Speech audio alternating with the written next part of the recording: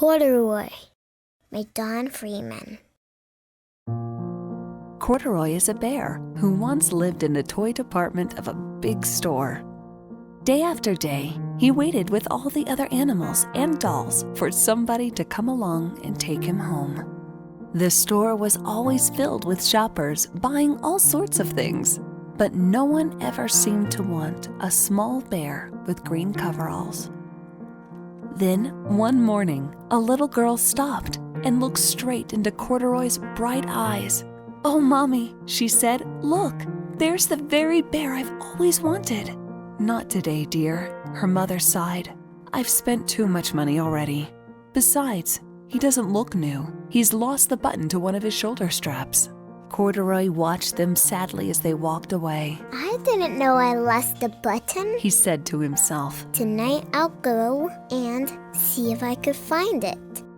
Late that evening, when all the shoppers had gone and the doors were shut and locked, Corduroy climbed carefully down from his shelf and began searching everywhere on the floor for his lost button.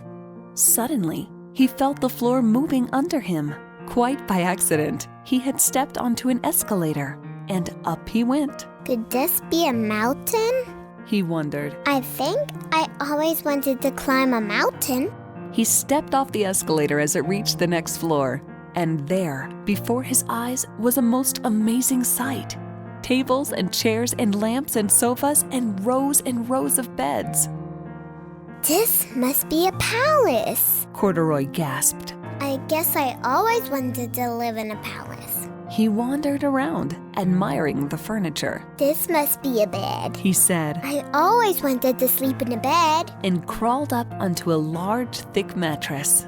All at once, he saw something small and round. Why, here's my button, he cried, and he tried to pick it up. But like all the other buttons on the mattress, it was tied down tight. He yanked and pulled with both paws until pop! Off came the button, and off the mattress Corduroy toppled, bang into a tall floor lamp. Over it fell with a crash. Corduroy didn't know it, but there was someone else awake in the store. The night watchman was going his rounds on the floor above. When he heard the crash, he came dashing down the escalator. "Now who in the world did that?" he exclaimed. "Somebody must be hiding around here." He flashed his light under and over sofas and beds until he came to the biggest bed of all. And there he saw two fuzzy brown ears sticking up from under the cover. "Hello," he said. "How did you get upstairs?"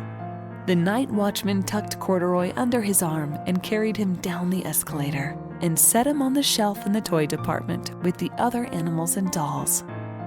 Corduroy was just waking up when the first customers came into the store in the morning. And there, looking at him with a wide, warm smile, was the same little girl he'd seen only the day before.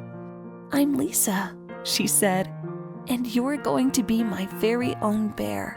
Last night I counted what I've saved in my piggy bank, and my mother said I could bring you home." "Shall I put him in a box for you?" the saleslady asked. "Oh, no thank you," Lisa answered, and she carried Corduroy home in her arms. She ran all the way up 4 flights of stairs into her family's apartment and straight to her own room. Corduroy blinked. There was a chair and a chest of drawers, and alongside a girl-sized bed stood a little bed just the right size for him. The room was small, nothing like that enormous palace in the department store. This must be home, he said. I know I always wanted a home. Lisa sat down with Corduroy on her lap and began to sew a button on his overalls. "I like you just the way you are," she said, "but you'll be more comfortable with your shoulder strap fastened." You must be a friend, said Corduroy. I always wanted a friend.